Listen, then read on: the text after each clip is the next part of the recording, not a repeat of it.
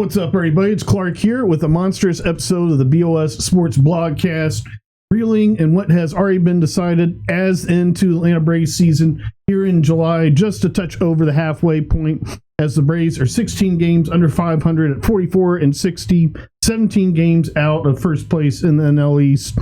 They're 2-8 in their last 10 games, and currently fighting with the Nationals as well as the Pirates, other teams such as Orioles, Rockies for last place, and trying to trend up to at least a 13 percentile chance to getting the number one pick, which they would get being with the fourth worst record in baseball or worse, 13.5%, I believe. So, worst case scenario here for a team coming in the season, as hoped by fans, to be a contender for the World Series, while the Atlanta Braves have suffered arguably an unexpected proportion of injuries. Is well noted and documented prior to the season. The depth of the pitching the Braves had in the rotations as well as the bullpen to begin the 2025 season was not ideal, especially with what we saw last trade deadline season with such high prices for names such as Jack Flaherty and Tanner Scott at the trade deadline. This season, we're not seeing quite as high prices. The Mets traded for Gregory Soto and gave up their 14th overall prospect, a very high risk, high reward prospect who's struggled some in the minor leagues, but certainly has a throwing high velo. We'll break down that trade here later in this episode. But for the Braves coming into the season, they counted on two relief pitchers converted into starters into Grant Holmes and Reynaldo Lopez, as well as the rookie A.J. Smith-Shawver, as three of their opening day rotation starters. And as we see, all three are on the IL now, along with Grant Holmes and Reynaldo Lopez, who were converted from their relief pitcher roles. Reynaldo Lopez, he might be back towards the end of the season, so he's definitely not lost for next year. Certainly a good reminder for us to keep in mind going forward as we look towards how to construct this Atlanta Braves team back into contender, which will be what this episode primarily focuses on, as I'll be breaking down how I'd like the Braves to potentially construct their lineup going forward in coming years. Reynaldo Lopez, he had arthroscopic surgery on his shoulder. Anytime you hear the word shoulder surgery and a pitcher mentioned together, it seems very scary, but this is one of the least worrisome procedures a pitcher could have. So hopefully he'll be back strong. Braves, as far as pitching role, that will be something to be determined, to be decided if he potentially goes back to relief pitching role. I think doubtfully they'll consider that, as they've been pretty stalwart and sticking to their decisions. Of course, they went back and forth with Ray Kerr last season, and that resulted in him getting injured as well. Grant Holmes went back and forth between roles last season, but that was more of a matter of need for the Braves at the time and availability in the rotation. So hopefully we're certainly hoping for the best for Grant Holmes. He was put on the 60-day IL in a corresponding move, which saw the Braves trade for Cardinals pitcher Eric Fetty in exchange for cash considerations. ESPN's Alden Gonzalez has reported that the Cardinals will be covering a large portion of the remainder of Eric Fetty's $7.5 million contract. So what the Braves are doing here and sending cash considerations back is they're trying to keep their salary off the books, stay under the luxury tax. They told us differently coming in this season that they would be, in fact, over it again this season. And it is looking like they will, in fact, not be. And sending cash considerations back the other way, we, of course, do not know at this time how much those are, but that's pretty much an offset there. Braves sending back cash off the books and not taking on Eric Fetty's salary while getting the player and the roster and having another starting pitcher.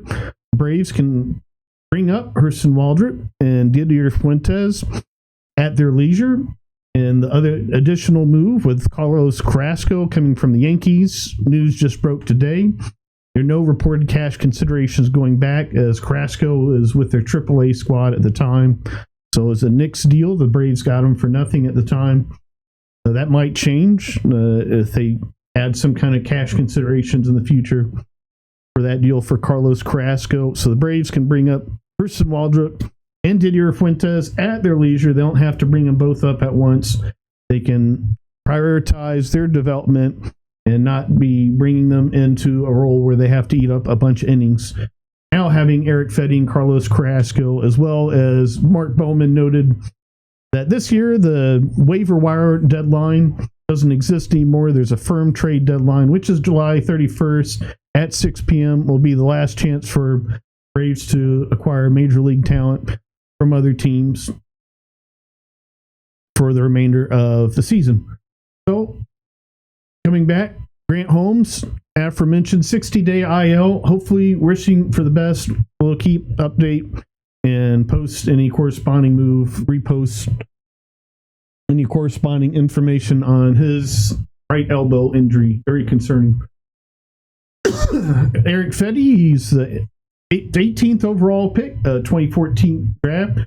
And of course, he was a part of that 2019 World Series winning Nationals team.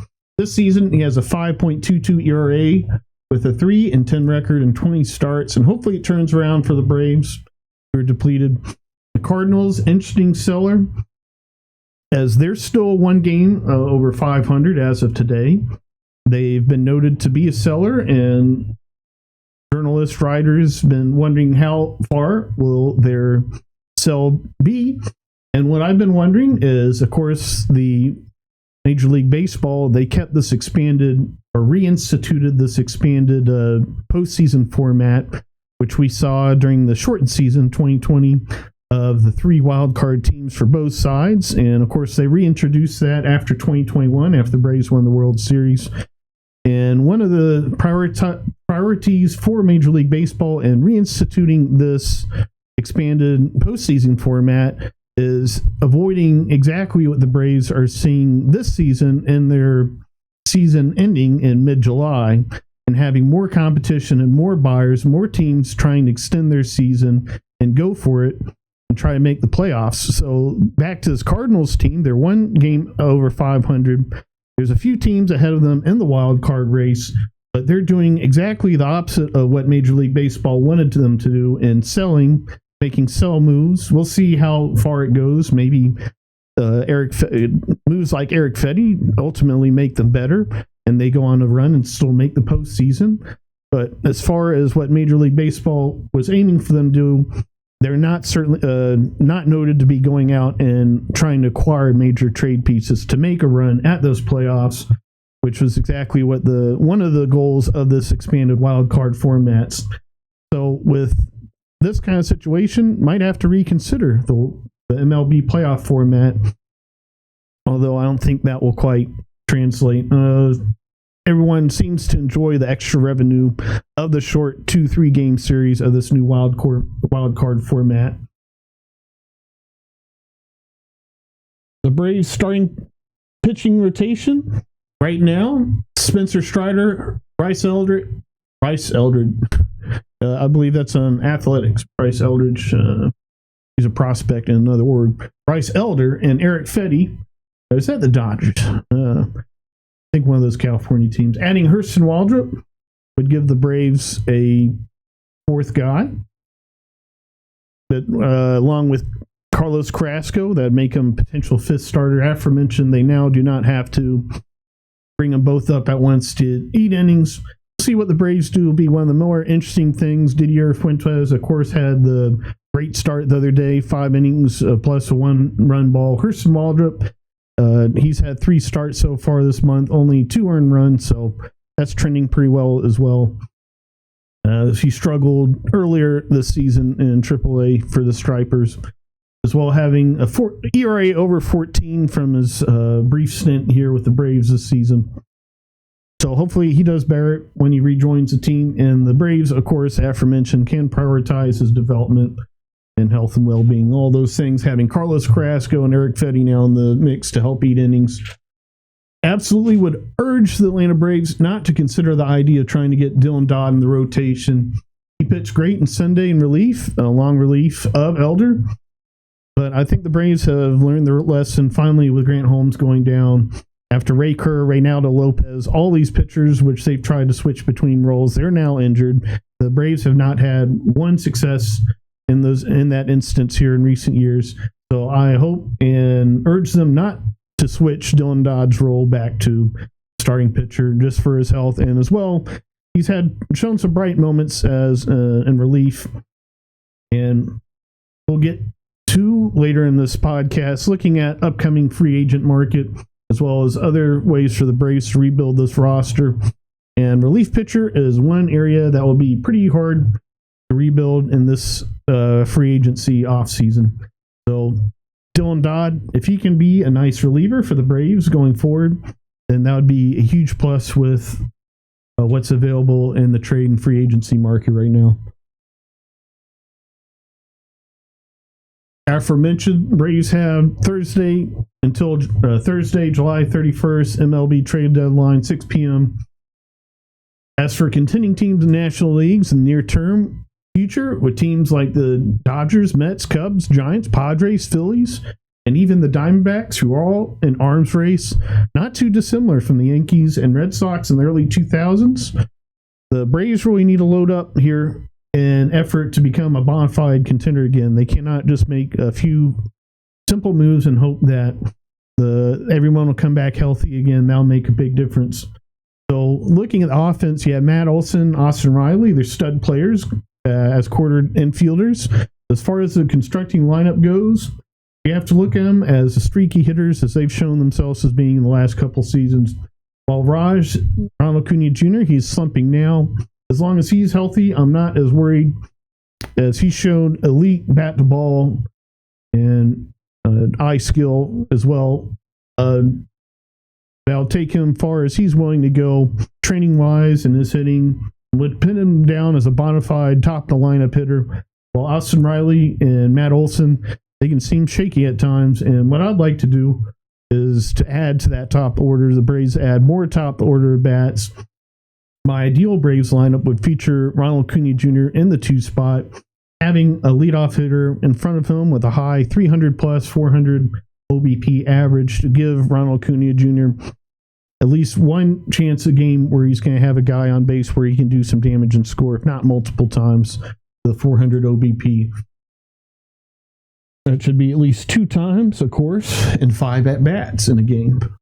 On base there for Ronald Acuna Jr. batting. And, of course, that was about the kind of roster lineup construction type that the Braves had in 2021. Of course, Jorge Soler, he was on that unique run that he was on. So he's a bit of a unique profile hitter. Somewhat a 3-outcome hitter, as they talk about, with the walk, home run, or strikeout. And behind him, of course, was Freddie Freeman, the elite contact bat to ball skill hitter that I see Ronald Acuna Jr. being as well himself. And of course, Ronald Acuna Jr. has the element of his speed on the base pads and stealing all that as well. So who fits this profile of a leadoff hitter that could give a bona fide leadoff threat for the Braves in front of Ronald Acuna Jr.? Unfortunately, looking at the free agency market, potential players as well, and trade rumors, there's not a whole bunch of players that obviously fit this profile. Luis Arias would certainly be a stalwart addition, and very interesting if he was added with one of the corner outfielders who's also available, one of the stellar corner outfielders available in this free agency. Of course, giving up a little bit of speed having Luis Arias on ahead of Ronald Acuna Jr., but thought and hope would be is Ronald Acuna Jr. Of course, slugs well and would come to third base, if not home, with one swing of the bat. Pulling for Jerks and Profar, our current leadoff hitter, to turn around and fit that, as you'd certainly, if he could replicate the success he had last year in 2024, then he would certainly fit that profile. And Jerks and Profar, he's pinned down every day lineup currently as leadoff hitter. See if that changes at any point, but I hope they stick with that and give him a chance to turn around. As well, Michael Harris II. I posted about that huge swing adjustment he had in his stance. Be sure to look it up. He changed where he's holding the bat in a stance. He's now holding up high. So before his season started, I really hope he'd turn into that guy. And with his swing adjustment, how he positions the bat in a stance phase, swing provides more coil and contact through the zone. And those podcasts where I hope Michael Harris would become a higher average OBP and leadoff type hitter for the Braves, and that profile I envision of a 300 plus, 400 plus OBP guy to start in front of Raj in the lineup. I was comparing him to Mookie Betts. But the new bat hand position, stance, and coil looking a little bit more reminiscent of Bryce Harper, which fits the power hitting profile Michael Harris II seems to have been aiming for the last couple of seasons as well. Something that he might want to personally aim for more in his development. And it'd certainly help out the Braves as well, having that stalwart bat from the left side with some pop. So while I can see the Braves fixing all their other holes in the roster, having this elite leadoff hitter, that would make my vision the rest of the lineup click with Ronald Acuna Jr. in the 2-hole. I don't see an obvious current possibility outside Luis Arias and aforementioned be giving up a little bit of speed. But he's also one who could play second base. The Padres playing him a lot at first base this season with struggles of Jake Cronenworth. Well, he struggled in the first half. He's currently batting 379, 400 OBP in his last 7 games. So those are two concerns I have with Luis Arias is his first half struggles. Of course, he's had some injuries in the past. And but he's starting to shape back. Form back into shape here. Last 7 games, he's on a hot streak with that 379 average, 400 OBP.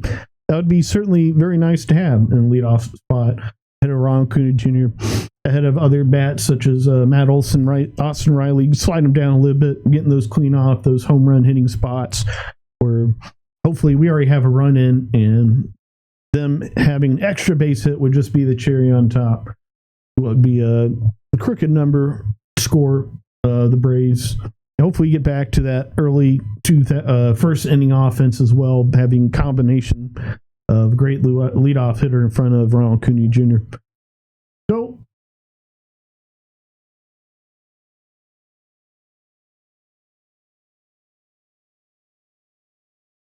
I believe also Luis Arias is not with the Scott Boras agency, so he would be a possibility as well.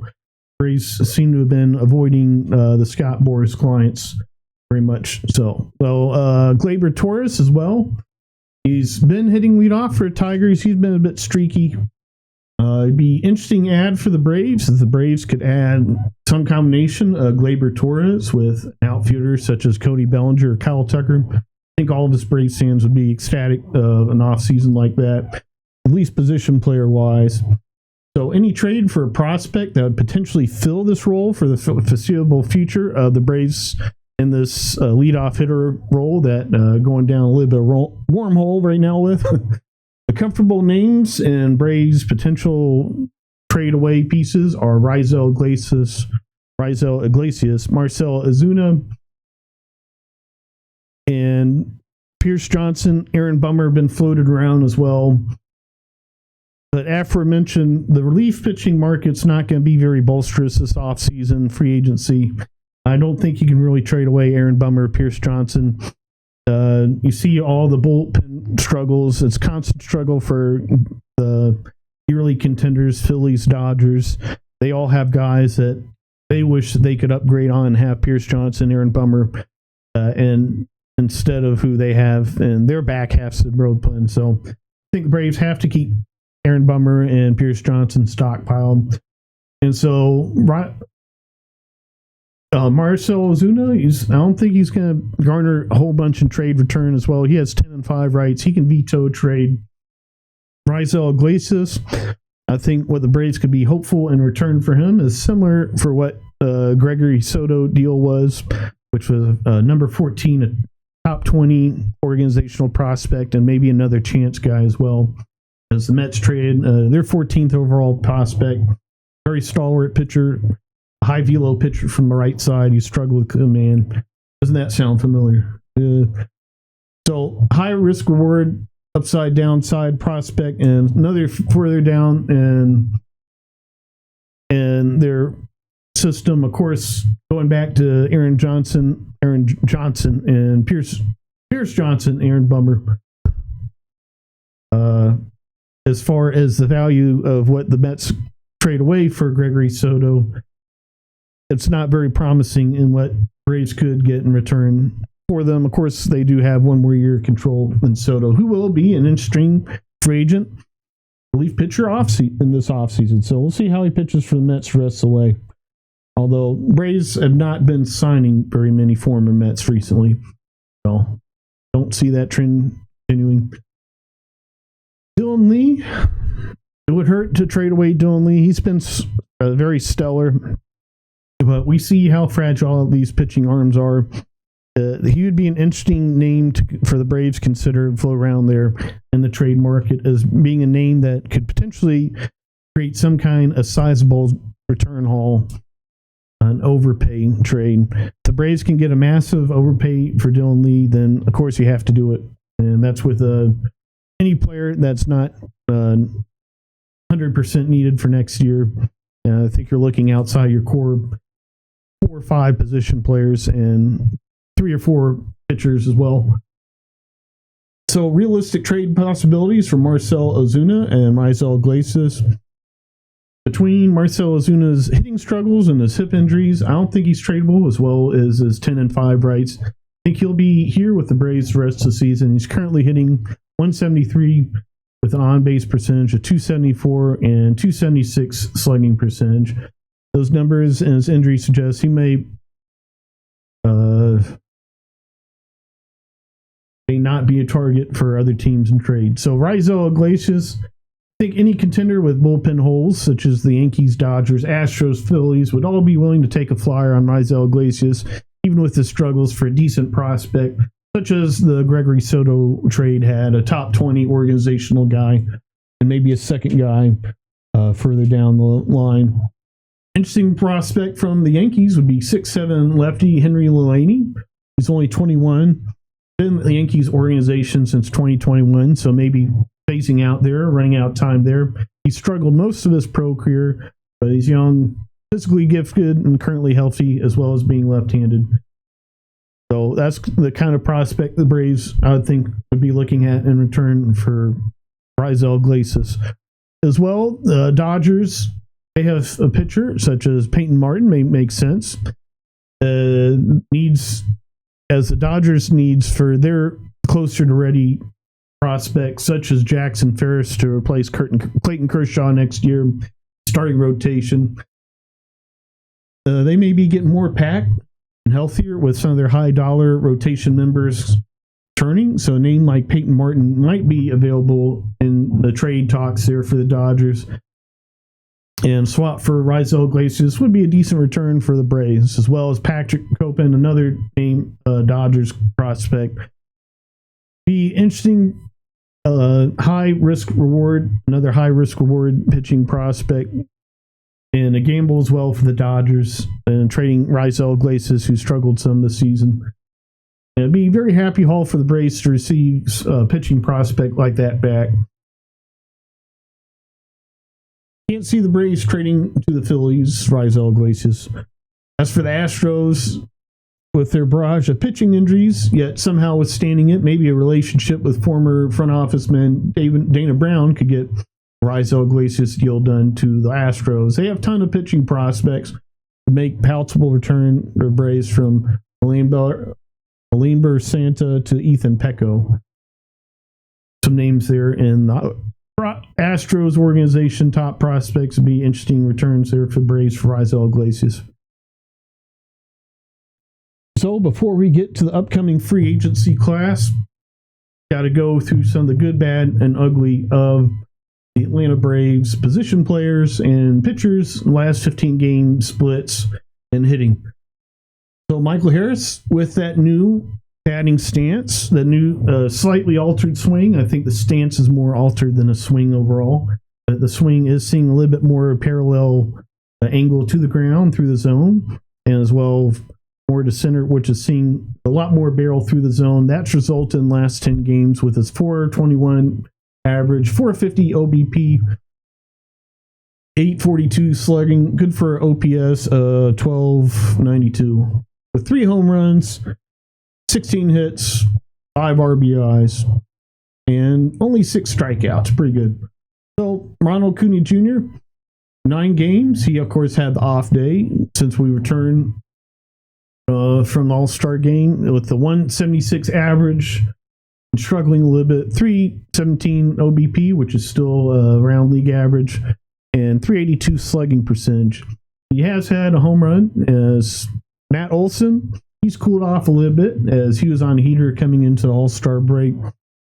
Last 10 games, 289 average, 426 OBP, 421 slug, home run, 7 RBIs, driving in runs, doing exactly what he said he would do in his entrance interview when he was introduced as Atlanta Braves. He said he would drive in runs, and he's looking like he's training towards another 100 RBI season. So Nick Allen as well, 10 games. He's currently, last I looked, the highest rated outs above average shortstop in the game and trending towards a potential Gold Glove candidate. We'll see how much they knock the bat as he's hitting 152 in his last 10 games. Nacho Alvarez, he's of course been up and then went back down with Austin Riley injured at third base. He played 7 games for the Braves. He had 4 hits, 154 average. He looked to me like a very serviceable big league player.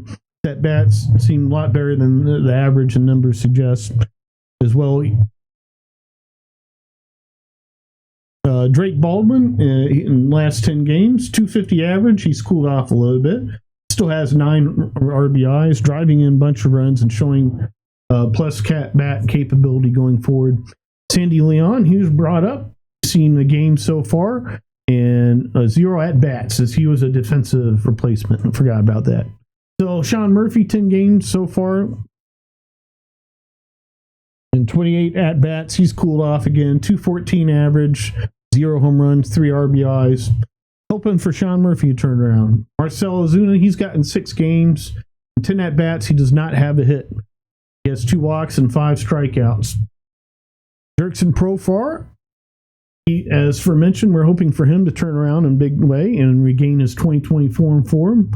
231 average with 9 hits in his last 39 at bats, last 10 games. Austin Riley, in 3 games back, has not had a hit yet. He's got 2 walks. It's a bit concerning, but hopefully he'll turn around. As for mentioned, Austin Riley can be pretty streaky. What we need him to do is stay healthy, and he usually turns around and goes on a heater at some point. Eli White's seen 2 games and 4 at bats, 500 average. Maybe he's starting to heat up again. Give him some more at bats. So Luke Williams, 4 games so far. He's not seen any at-bats, being a defensive replacement, as well as pitching a game, as we'll see his stats here in the pitching department in just a second. Spencer Strider, he's been stalwart, 2.45 ERA in 2 games started so far. 3 earned runs, 2 home runs. He did have that little bit of struggle the other day in his loss. Davis Daniel, he's started 2 games so far. And he's actually not been that bad. 6 earned runs. He's only taken 1 loss in his 2 games. So he gave the team a chance one of those games. Joey Wentz as well has been pretty decent. A 3.24 ERA in 2 games. Only taken 1 loss. As well, a 0.96 whip, which is pretty good. Dane Dunning, he's struggled a little bit in his 3 games in relief.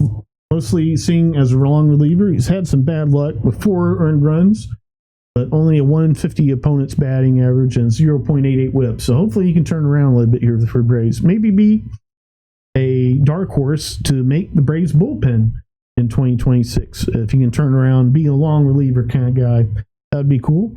So Pierce Johnson, 2 games so far in the last 10 days, coming back from the All-Star break. Hasn't been used very much. Opponent's batting average, 143. ERA 2.25. Wonder if that suggests that the Braves are considering trading him. So Dylan Lee, 4 games back so far. The last 10 games, 2.70 ERA, continues to do great. So Wander Suero, 3 games back, 3 games in the last 10 games since All-Star break. 10.8 ERA. He's very much struggled. Dylan Dodd,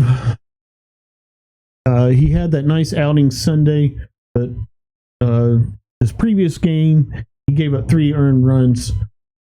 So his stat line for his last 2 games is not very good.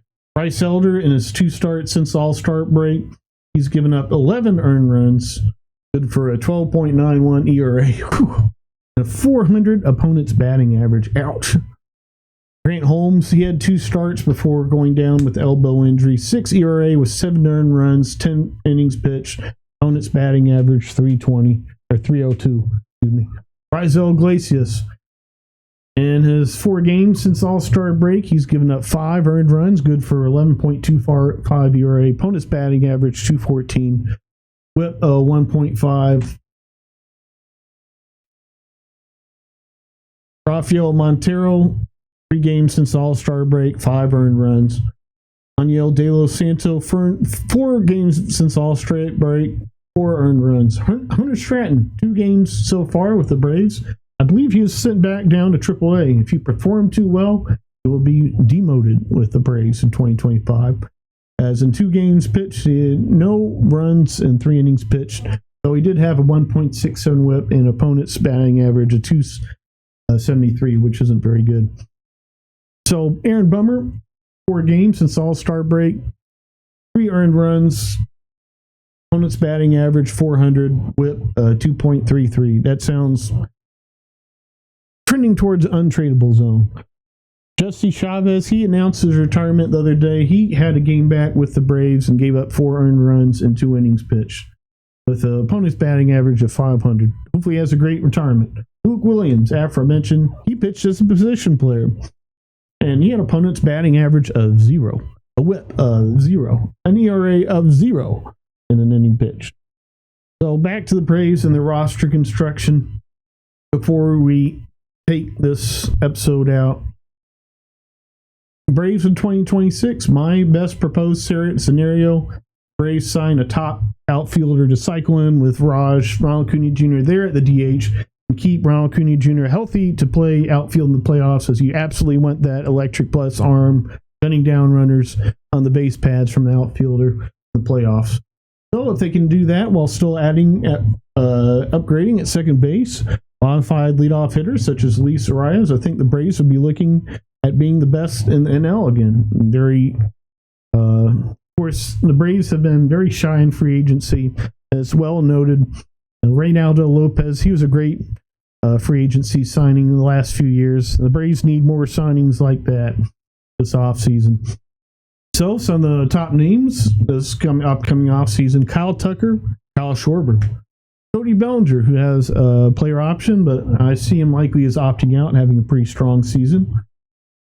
Then a few other names, solid names past that, such as Roman Laureano, who's having an upshot season, and Michael Conforto. So, starting pitchers: Dylan Cease, Zach Gallen, Framber Gallas. Michael King has a mutual option, but I think King will probably decline. Past that, names like Shane Bieber, who also has an option, a player option. He hasn't given up a run in his first 2 starts and coming back from Tommy John surgery. With the news of Emmanuel Clase, another Guardians player, being investigated for gambling, Guardians may be on the way to breaking up the squad. They already traded away Josh Naylor last offseason. Shane Bieber might decide to take his talents elsewhere. As well, for the rest of the roster, I'd be looking at Stephen Kwan for the Braves to potentially target as a trade target, as he's certainly struggling a little bit this season, but he would fit that profile of the stalwart leadoff hitter, and he's certainly a little bit more speedy than Luis Arias would be as an option as well.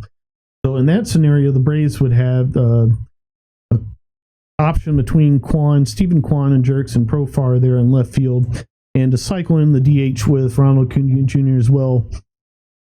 So that's an interesting potential trade target. I'm not sure what that would cost as well. Kwan will likely be targeted by contenders and buying teams as well. So relief pitchers and upcoming outside of those top names, you got names like Walker Buehler, Dustin May. Walker Buehler is struggling with the Red Sox this season. Then veterans such as Zach Eflin and Justin Verlander, who got his first win of the season the other day, versus our Braves team. will he play another season? So relief pitchers, you have Edwin Diaz with an opt-out. He'll probably stay, I think. Devin Williams, he struggled early this season, but has had success. He's with Clutch Sports as well. No Scott Boras. Potential possibility for the Braves if they do, in fact, spend in free agency. Remember, Reynaldo Lopez, he was a top relief pitching name a few years ago in free agency. The Braves brought him in, so Devin Williams be cool if the Braves made a huge relief pitching signing like that in the offseason. Ryan Hesley of the Cardinals, could see him being traded at this deadline as he's a free agent this offseason. Of course, he had the chop ban in 2019, so hopefully the Braves stay far away from him. Kirby Yates probably be used up by the Dodgers. I just do not trust pitching after they come out of those Dodgers meat grinder World Series title runs. It feels like. So I'd probably stay away from Kirby Yates. After that, names start dropping off quite a bit. Aroldis Chapman, he's with the Red Sox now. We'll see if he gets traded at the deadline. But if he stays with the Red Sox, they're probably not going to go very far in this year's playoffs. We'll see. I did have him going far. My preseason rankings, of course, before that, Rafael Devers fallout and everything else. But he's always been a stalwart relief pitcher, always been healthy, not significant injury history. It feels like he'd be a stalwart name. Of course, high velo from left side. Past that, you have names like Kenley Jansen, who's already seen a Braves stint. Kyle Finnegan, which I continually suggest for the Braves to acquire, but they never do. Jose Alvarado's got a club option. Jonathan Lyzga, club option. Those will probably both be picked up. Sir Anthony Dominguez, Rafael Montero, he's already with the Braves. And names start really dropping off from there. So, looking forward to this offseason for the Braves. They need to be in good position here. And that's why trading away Pierce Johnson, Aaron Bummer might not be the best thing to do unless they feel like they might not stay healthy or something like that. For the Atlanta Braves, as there's not a bolsterous relief pitching class. Dylan Dodd, hopefully he turns it around and becomes a stalwart relief pitcher as well from that left side for the Braves. So for the rest of the season, it's all about keeping our star players healthy, seeing what the prospects and young players have, such as Hurston Waldrop, Didier Fuentes, can they be a factor in the rotation? And Braves, I guess, continue to stay under that luxury tax as they seem determined to reset the luxury tax penalties and hopefully gear up in the offseason to sign several high-ticket free agents such as Kyle Tucker, Cody Bellinger, Gleyber Torres, Luis Arias. Some very interesting names who would put the Atlanta Braves right back into being a contender next season. As well, I really like that Stephen Kwan trade idea earlier. I might have to post about that more. So, next episode, BOS Sports Blogcast, will be sometime in August. Announce and post that sometime on X. Be sure to stream previous episodes of the BOS Sports Blogcast. Stream Bar Soap music on Spotify. And we'll see you again soon.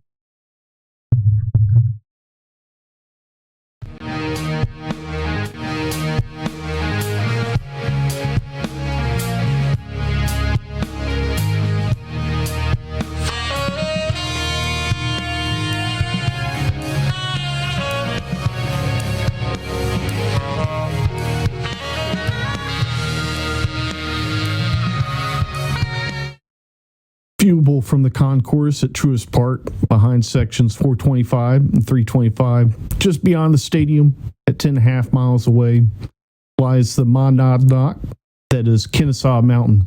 Boasting a modest 1,808 feet above sea level, is considered the highest point in metropolitan Atlanta, and is loaded with history from the Hadeen Eon to the Civil War, which is actually as well how the history of Kennesaw Mountain ties into the history of Major League Baseball. Before we get into the history of Kennesaw Mountain and its connection to Major League Baseball, of course, with the first Major League Baseball commissioner being named after it, Kennesaw Mountain Landis. First, take a look here at the beautiful sights of Kennesaw Mountain. Nice scenery here close Atlanta. Of course, Blue Ridge Mountains not far away. The Kennesaw Mountain is not a part of that mountain range aforementioned. It is a Monadnock standalone mountain here. And adjacent to it is Little Kennesaw and Pigeon Hill.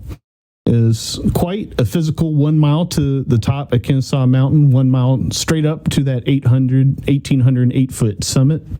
There's side trails all along it, different ways to cut out and carve out a nice day hiking. If you want to take a short hike, you can go up and down the mountain. As well, there's biking areas, roads. If you want to do the full Muncie, it's 16.2 miles from Visitor Center to Cold Farm and back. Not a ton of elevation, though. So here's Kennesaw Mountain Landis and the history on that. The first commissioner of Major League Baseball, Kennesaw Mountain Landis, was fathered by a man named Abraham Landis, who served as an assistant surgeon with the 35th Ohio Volunteer Infantry Regiment during the American Civil War at the Battle of Kennesaw Mountain on that fateful day of June 27th, when Abraham was severely wounded when a ricocheting cannonball struck his left leg below the knee, shattering it horribly. As a medical man himself, he likely understood the gravity of his injury. The wound required extensive hospital recovery and ended his military service, leading to his honorable discharge on September 27, 1864. But it did not prevent him from giving birth to or fathering Kennesaw Mountain Landis. His name is spelled with one N in Kennesaw. It was an interchangeable spelling at the time. It has since been formatted to the current spelling of Kennesaw with two N's. He was born on November 20th, 1866 in Millville, Ohio, where he had a long career in law, running his own corporate law practice in Chicago, as well as serving as a personal secretary to Walter Q. Grisham, Secretary of State under Grover Cleveland. It was these successes that landed Kennesaw Mountain Landis the job of judge of the United States District Court for the Northern District of Illinois. He served in this position from 1905 to 1920 and overlaps with when he became commissioner of Major League Baseball in 1920.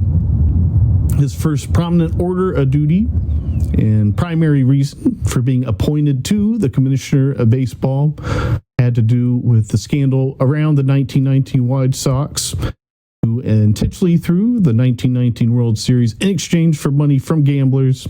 Involved at least 8 players accused, including the legend Shoeless Joe Jackson. Gambling at the time, Major League Baseball was a widespread problem, and the 1919 World Series was a breaking point for the league and Major League Baseball. Kennesaw Mountain was voted to be appointed by the 8 Major League Baseball owners at the time to be a commissioner, a small committee in November 2020, with the owners stating they wanted an iron fist ruling over the game, and with Landis, they got that, as Landis shortly stated he would as well.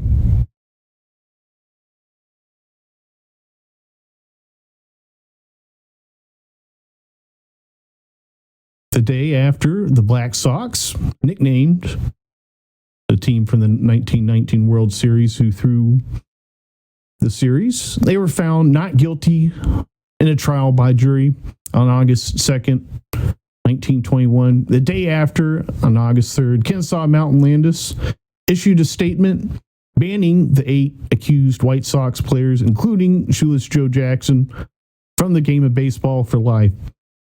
Kennesaw Mountain Landis issued this statement: regardless of the verdict of juries, no player that throws a ball game, no player that undertakes or promises to throw a ball game, no player that sits in a conference room with a bunch of crooked players and gamblers where they ways and means of throwing ball games are planned and discussed, does not promptly tell his club about, will ever play professional baseball. Of course, I don't know any of these men will apply for reinstatement, but if they do, the above are at least a few of the rules that will be enforced. Just keep in mind that, regardless of the verdict of juries, baseball is competent to protect itself against crooks both inside and outside the game. Players from the 1919 White Sox, they attempted to appeal the ban several times, including shortly after when Buck Weaver reached out directly to Commissioner Landis appealing for reinstatement. Shoeless Joe Jackson as well argued innocence, citing his .375 batting average in the series and that he was innocent in accusations. As Landis stated, and the owners of Major League Baseball stated when they appointed him to rule over Major League Baseball with an iron fist, he denied every attempt for reinstatement by those White Sox players.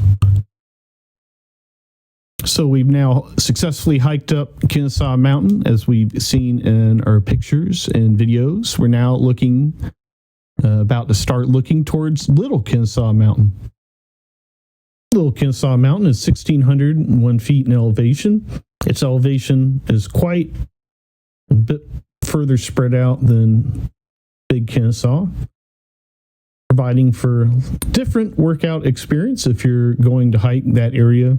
For that, as many people do daily, locals certainly make it a part of their routine, weekly, monthly, daily routine to visit the mountain, get their exercise in. As you'll even see bikers on the road. Be careful for those cyclists. They go pretty fast on the road around the mountain there.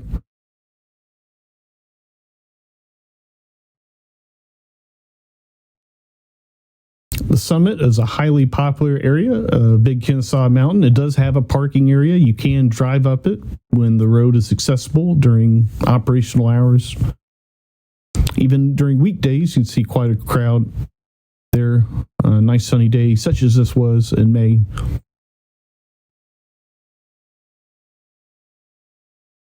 Before we end our story on Kennesaw Mountain, Landis, again, enjoy some sights, sounds, and more information here about Kennesaw Mountain and the National Recreation Battlefield area.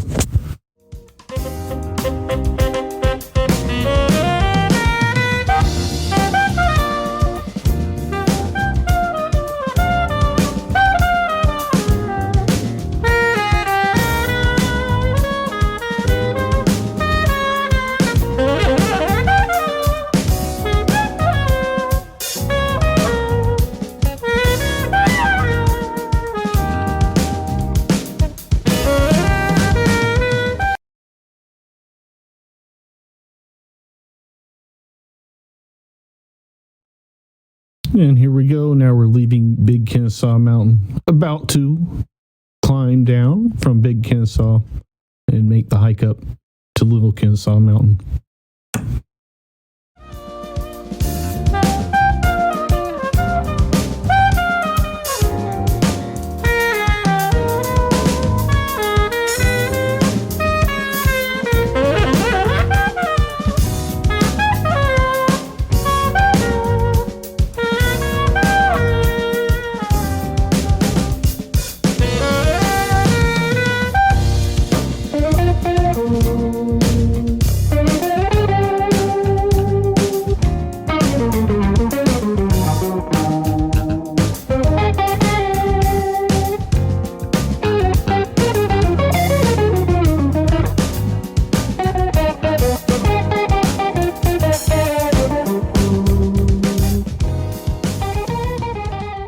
There's history all along the trail, as well nature as well. Have to keep your eyes peeled, sights, sounds, never know what you'll find. And of course, there's certainly very gruesome reminders of the battles that occurred there. There's very fierce fighting for summit Big Kennesaw Mountain, although most of the fighting, some of the heaviest fighting occurred in Pigeon Hill, Chatham Hill regions, and some of the more fieldy areas. You'll see a lot of the trenches there, and even some stains on rocks in certain areas.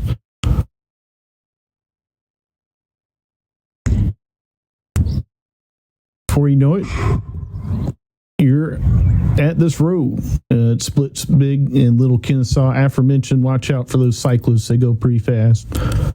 Here's how the trail leading up to Little Kennesaw Mountain looks. Aforementioned, it's more of a tempered slope. as well. You did not quite climb all the way down from Big Kennesaw Mountain. So a little bit of the elevation is already out of the way already. Back half of Little Kennesaw Mountain from Pigeon Hill, as we're seeing in this shot here, is quite rocky and provides quite a unique workout compared to the Big Kennesaw Mountain. It's a very rocky trail on back half of Little Kennesaw Mountain, as we'll see later in these pictures and videos coming here.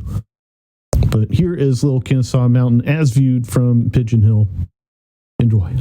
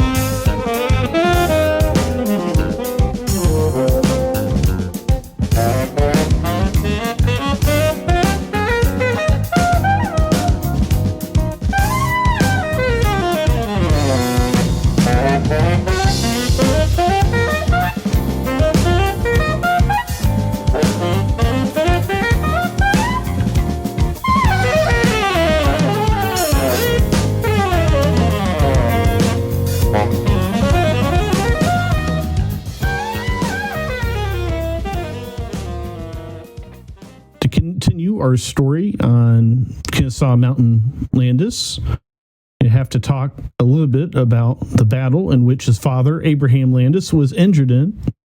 The Battle of Kennesaw Mountain primarily fought on June 27, 1864, during the American Civil War, pivotal movement in the Atlanta campaign occurring in northwest Georgia near present-day Kennesaw Mountain National Battlefield Park in Cobb County, about 25 miles from downtown Atlanta. Union forces, Major General William T. Sherman, with about 100,000 Union troops, confronted Confederate forces led by General Joseph E. Johnson, commanding about 63,000 Confederate troops along a fortified line centered on Kennesaw Mountain. The main Union assault targeted the Confederate positions around the mountain's southern slopes, particularly near Pigeon Hill and Chatham Hill.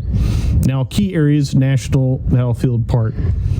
So if you want to walk a bit of a historic hike and a little bit such as the Union did in their battle, you'd park at Chatham Hill and then walk and do the hike to Big Kennesaw, such as Union forces did back in 1864.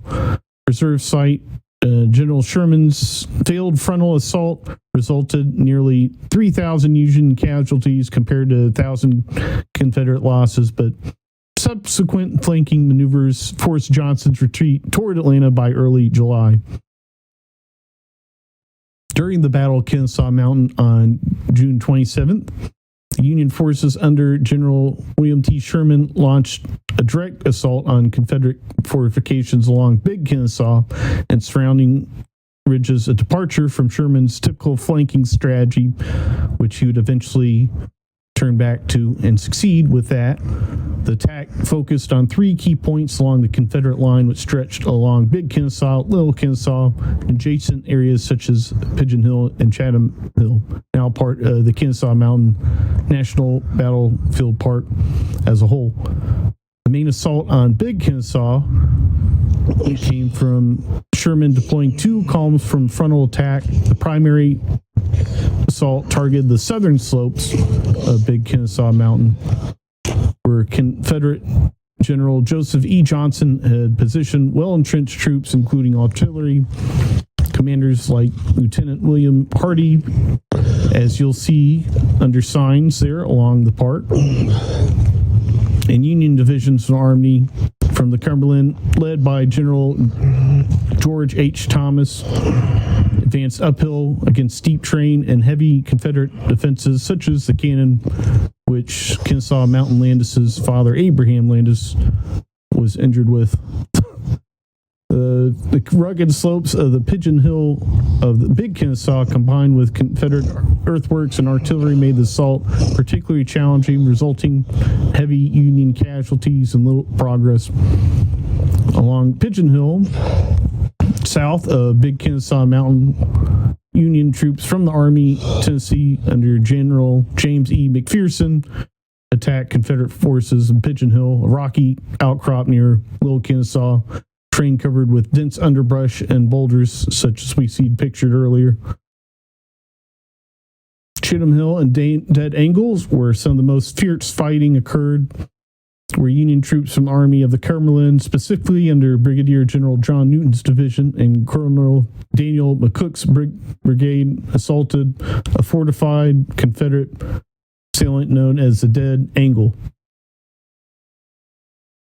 Confederate defenders, primarily under General Benjamin F. Cheatham division, held a strong position with breastworks and clear fields of fire. Union soldiers faced devastating volleys and artillery barrages, suffering heavy casualties. McCook himself was mortally wounded despite breaching from some defenses. The Union attack stalled, unable to overturn the entrenched Confederate positions. The Union's frontal assault on Big Kennesaw and its associated positions was largely unsuccessful due to Confederate fortifications, difficulty of defense tactics. Sherman's forces suffered approximately 3,000 casualties compared to Confederates' 1,000. Recognizing futility of further direct assaults, Sherman reverted to his flanking strategy, maneuvering around Johnson's left flank towards Marietta, forcing the Confederates to withdraw towards Atlanta by early July. Attack on Big Kennesaw Mountain highlighted the challenges of assaulting entrenched positions and shaped Sherman's subsequent campaign tactics.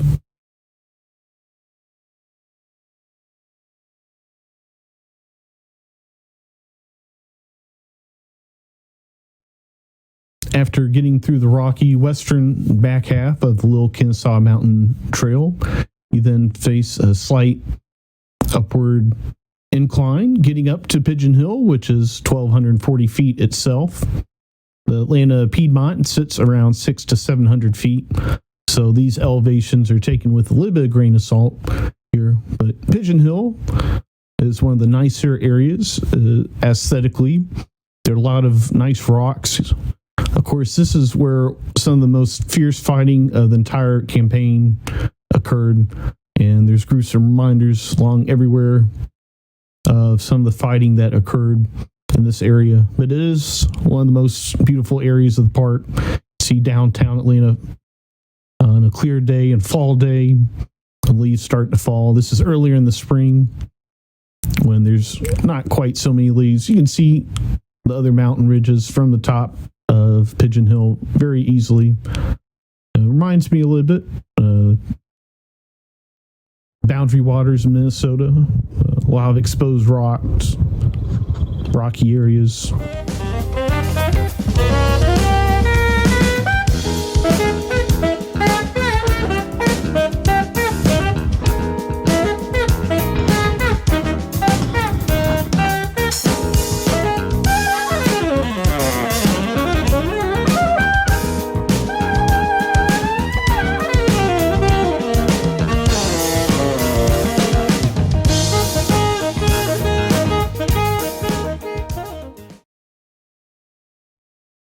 Depending on how you cut out your day, this could be towards the end of your day. You're coming down Pigeon Hill and coming into the Pigeon Hill parking lot area as pictured here. But for those serious hikers, you can continue on, do the full 16.2 mile trek. From here on out, it's mostly historic related. There's not a ton of nature scenery. There are some nice fields, of course, the battlefields where those very fierce battles occurred. There's no ball playing, no football playing, no horse play on those battlefields, as they like to keep a reverent, respectful vibe there at the park. But as you walk along there towards the Lincoln Monument and further on to Kolb Farm, the nature all along, have to keep your eyes peeled as well. I see some ruins of previously existing buildings, including old churches, as about to picture here.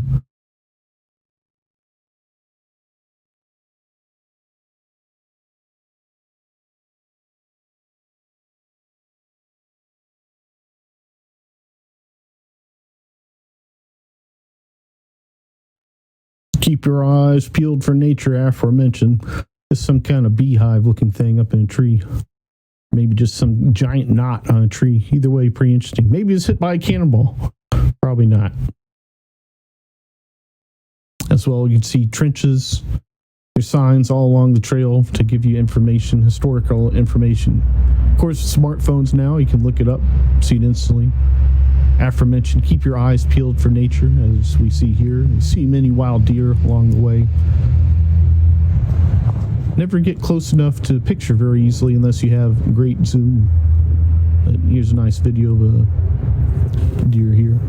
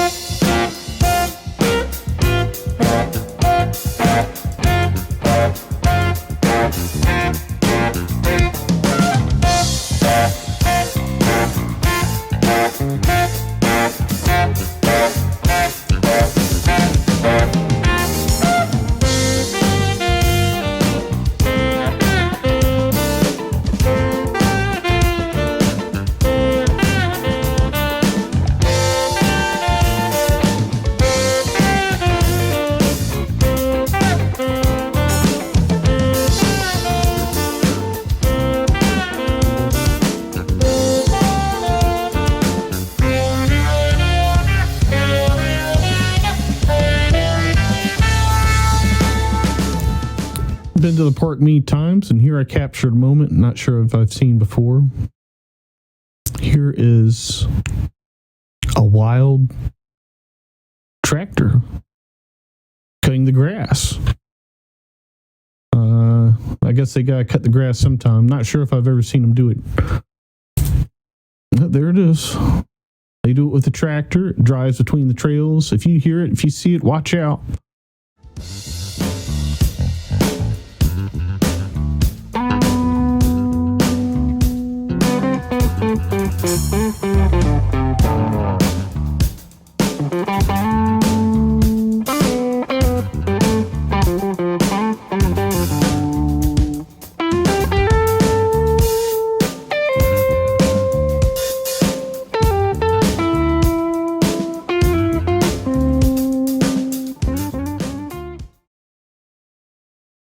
The disappointment and impact on the band players was well documented. Some very emotionally compelling cases for some players, including Shoeless Joe Jackson. Although it was as well documented that Kennesaw Mountain Landis's severance of those 8 accused White Sox players of throwing the 1919 World Series reinstated the public's trust into Major League Baseball and the game of baseball, which helped grow it into the game it is today. Kennesaw Mountain Landis would serve as Major League Baseball commissioner until his death in 1944.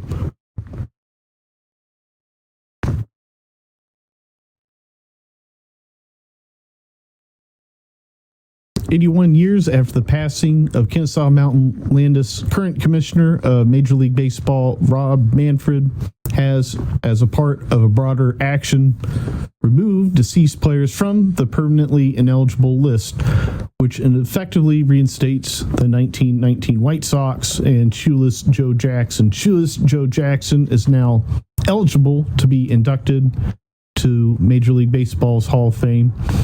It will be interesting to see in the near future if if they get in, if Shoeless Joe Jackson gets in, Pete Rose gets in, all those kinds of discussion, as all deceased players who were on the permanently ineligible list are now eligible again.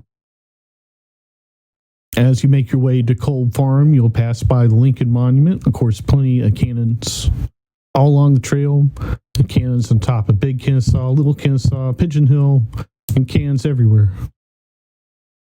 Cannon near Lincoln Monument as well.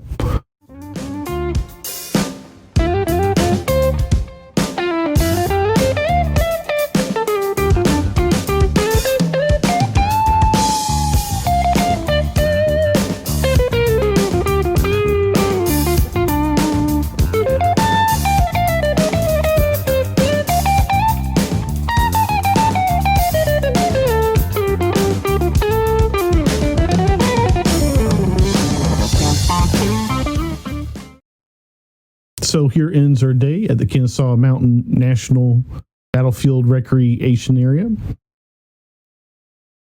A nice area to visit. Very scenic areas. Of course, fields like this, sobering reminder of gruesome battles that occurred there, of course, during the Civil War. Very cool to tie in the history.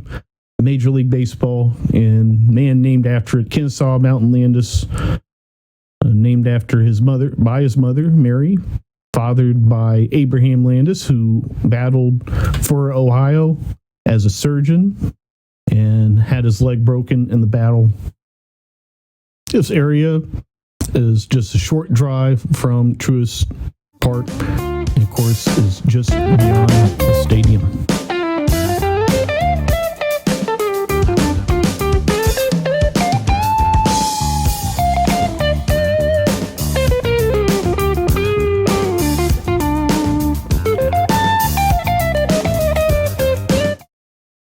So here we go. May 15th, Charlotte Knights, Gwinnett Stripers. Ronald Cunha Jr. is back. His first rehab game had to go. There he is at second base after this double. I'm just going to have to take in the sights and sounds there at Coolray Field as Ronald Cunha Jr. doubles in his first game. Here we go.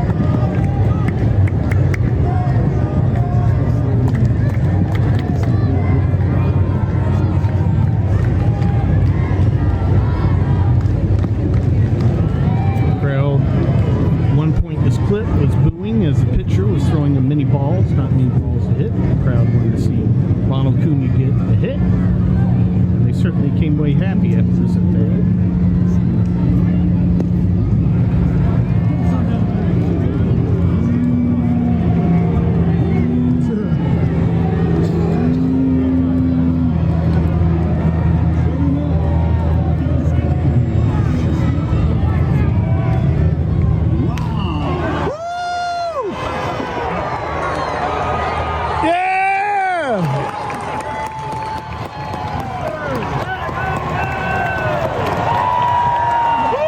Ronald did his patented grenade celebration. I was amped up, chanting MVP. Did not have many chances to do that in 2024. Of course, he went in 23.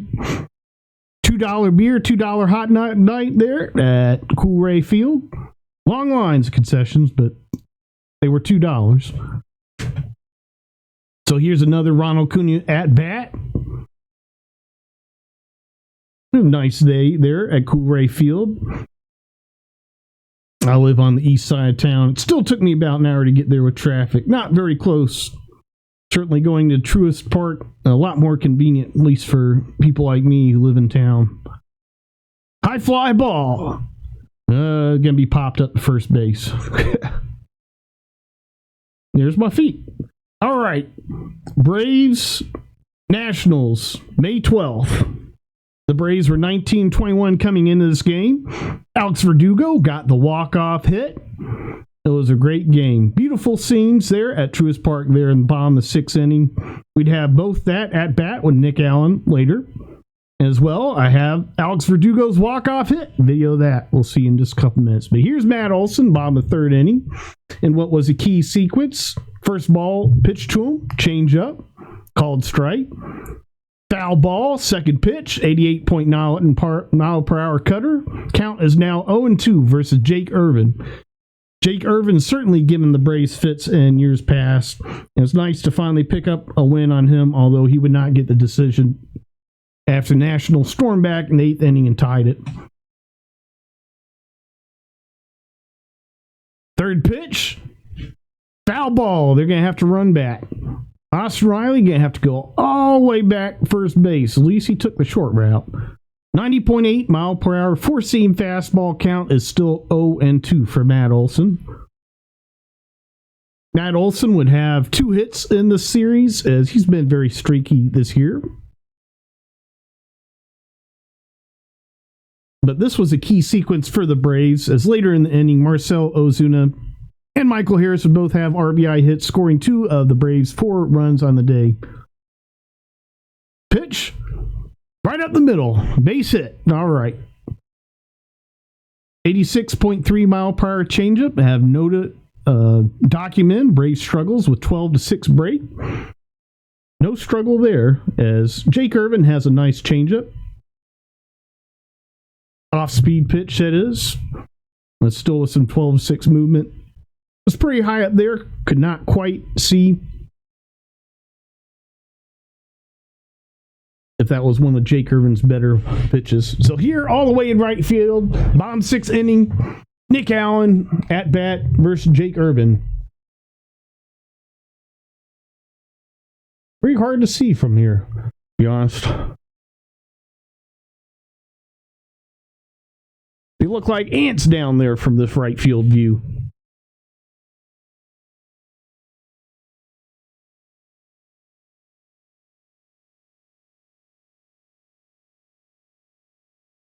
Foul ball, 90.9 power per hour sinker. Count is now 2-2 for Nick Allen. Nick Allen would have an 8-pitch at bat. Very productive. Always like to see Jake Irvin's pitch count go up whenever he faces the Braves. He made it all the way 6th inning. This is Jake Irvin still pitching. Very solid pitcher there for the Nationals. Certainly gives the Braves fits, and he will for many years to come. Unless the Braves can get the better of him. And here, ground ball. Jake Irvin, the first baseman. Nick Allen's out. All right, here it is. The moment of the game. Alex Verdugo walk-off hit. Alex Verdugo, he had a nice series versus the Nationals. He had 4 hits over those 4 games, fairly productive. And of course here with the game-winning RBI hit. He was hitting 252 at the time, or 250, excuse me, was Alex Verdugo's average on May 12th. Here he is with 1 ball, 1 strike. On Andrew Chafin, who's got a 4 ERA this year. Certainly was an interesting option. I advocated at times for the Braves. He's certainly not doing as well as others, such as Tommy Naily. I'd hope the pros in the front office pick up talent like that. Here comes the pitch. Swinging strike, 80.2 mile per hour on a slider. Count is 1-2 now. Chafin, he threw Alex Verdugo 7 straight sliders until he finally threw him a sinker. Pitch, ball in the dirt, 2-2, 81.1 mile per hour slider. That's 7 sliders he'd throw to Verdugo before he threw his 8th pitch, a sinker, and the walk-off hit. Here comes the pitch.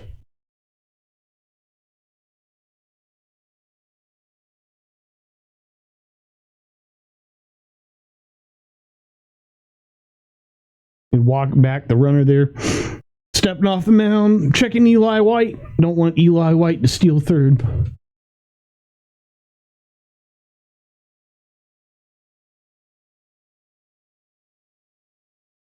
Here comes the pitch. Fouled. 81.7 mile per hour slider. Count remains 2-2. Eli White, he reached base on a single earlier that inning and was advanced on Nick Allen ground out. The Nationals had a different pitcher to start the inning and switched to Andrew Chafin for Alex Verdugo here in this clutch situation. Pitch number 6, ball in the dirt, 82.1 mile per hour slider. Count 3-2.